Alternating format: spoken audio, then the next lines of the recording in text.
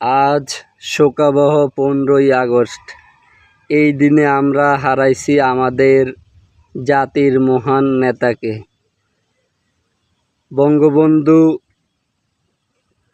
শেখ মুজিবুর রহমান বাংলাদেশের আপামর জাতির নেতা। হ্যাঁ, বঙ্গবন্ধুর শাসনকাল বিতর্ক থাকতেই পারে, কারণ তিনিও মানুষ, তারও ভুল ত্রুটি আছে, সেও ভুল ত্রুটির ঊর্ধ্বে নয়। কিন্তু যারা তাকে হত্যা করছে, তারা যদি তাকেই হত্যা করত, তার পুরা পরিবারকে হত্যা করতো না। ছোট্ট একটা ছেলেকেও রেহাই দেয় নাই, পুরো পরিবারকেই হত্যা করছে নৃশংসভাবে। বঙ্গবন্ধুর 1971 সাল পর্যন্ত যেই ত্যাগ, এই ত্যাগকে কখনোই আমরা অস্বীকার করতে পারবো না। 1971-এর পরে 5 বছর তার শাসনামল ছিল, এখানে তার ভুল ত্রুটি থাকতেই পারে। তো এই জন্য তার সারা জীবনের অর্জনটাকে তো আমরা মুছে ফেলতে পারি না জাতির ইতিহাস থেকে।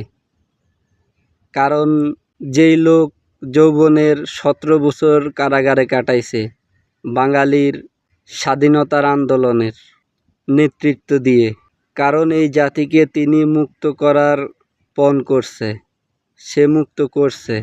এত বড় ত্যাগ কয়জন মানুষ করতে পারে? বঙ্গবন্ধু 1000 বছরে একজন আসে, সে বারবার জন্মায় না।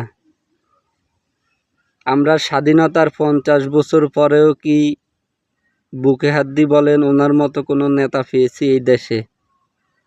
যদি পেতাম, এই দেশের এমন পরিস্থিতি হতো না। আসলে বঙ্গবন্ধুকে ভালোবাসতে হলে কোনো দল করা লাগে না, কোনো দলের ব্যানারে থাকতে হয় না। বাংলাদেশে এখনো কোটি কোটি মানুষ বঙ্গবন্ধুকে ভালোবাসে, শ্রদ্ধা করে তার কারণেই, কারণ সে মুক্তির দূত ছিল বাংলার মানুষের। আজ এই 15 আগস্ট বঙ্গবন্ধুকে সহপরিবারে হত্যা করা হয়েছে, এই কারণে আমরা জাতি হিসাবে গভীর শোকাহত।